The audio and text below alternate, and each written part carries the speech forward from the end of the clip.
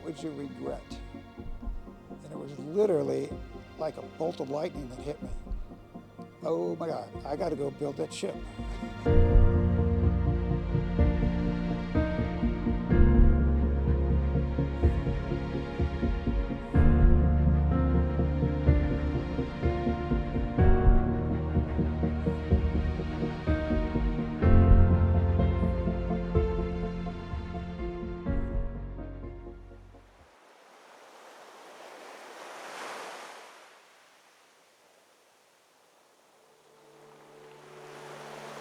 Alan's dream, since I first met him in the late 1980s, was always to build a tall ship. We started right away with a lot of volunteers. People came and they looked at what we were doing and wanted to know if they could give a hand.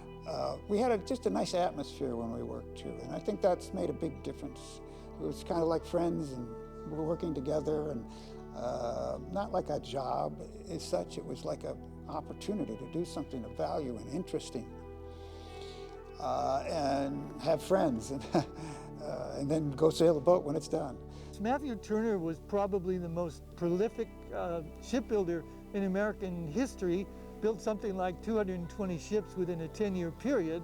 And for a man who started out as a merchant, moving his products and stuff, and wanted to find a better and more efficient way to do it, so he built his own ships, and the rest was history. And one of them, called the Galilee, was very well known, and it was operating up until the 20s and ended up here in Sausalito. All the dimensions and everything were put together by Smithsonian Institute, who sent people out to get the boats that were still around, the famous boats, and put them into the history of maritime history. So we were able to get all those drawings, and we were able to use those to design Matthew Turner. We actually wanted to name it after Alan Olson, but being humble as he is, he said, no, Matthew Turner, he said, everything Matthew Turner embodied is in this ship, and that's quite true. The first time we went out was very, very interesting. I remember sailing the boat. I remember the crew on board.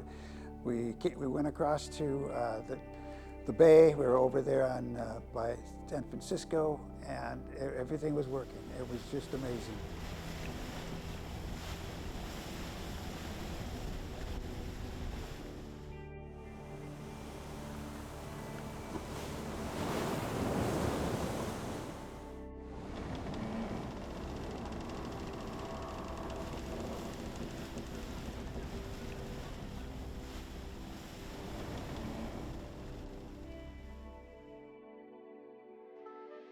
Our mission, which is obviously education.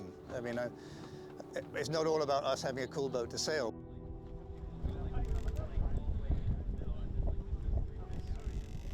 So many of the young people don't ever get a chance to go anyplace. 95% of them never even get out in the waters around here.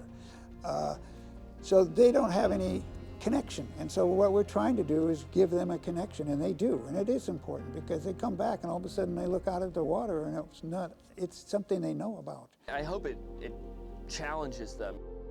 A lot of the potential is the ability to put people in a new environment. Only so many times you can tell a kid, like, in a diagram or on a slideshow or on a projector or in a textbook, like, oh, this is this, like, this is categorized as a mammal, this is a zooplankton, this is phytoplankton, and then getting them out here and being like, that's a harbor seal, like right there, like that's a sea lion right there.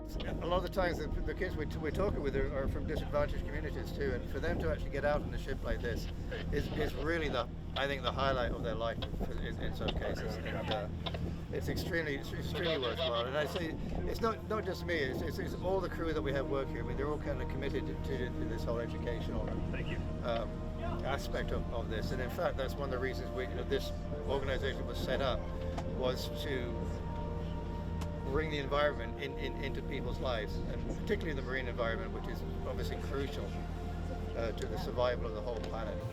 It's definitely a community endeavor, the Matthew Turner. There were tens of thousands of hours of volunteer labor went into building her, and thousands more volunteer hours have gone into sailing her.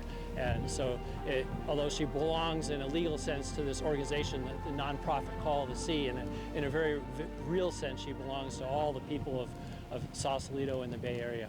You can look out on the San Francisco Bay and see these giant cargo ships and go and tell people and point and be like, what that ship is to you now, this ship was to people, 150 years ago.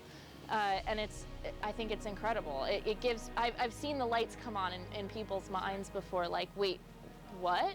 Like, oh yeah, this was a way of life. And it's that little piece of historical magic, I think, that I try to give to people when they come on board.